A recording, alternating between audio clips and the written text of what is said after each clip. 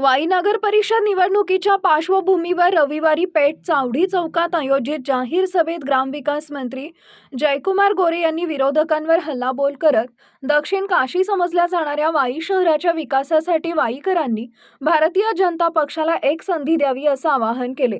सभेला माजी आमदार मदन भोसले, डॉक्टर सुरभी भोसले, धैर्यशील कदम, अशोक गायकवाड, डॉक्टर प्रतिभा शिंदे, अविनाश फरांदे, सरिता सावंत, स्वप्नील गायकवाड, चिन्मय कुलकर्णी, विजय ढेकाणे यांसह भाजप पदाधिकारी व कार्यकर्ते मोठ्या संख्येने उपस्थित होते।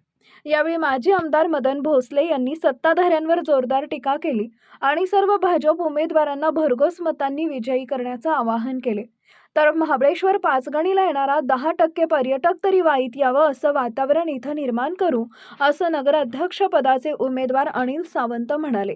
या सभेत महिला उमेदवारांचा सहभाग लक्षणीय होता। शिवशाही न्यूज प्रतिनिधी शुभम कोदे, सातारा।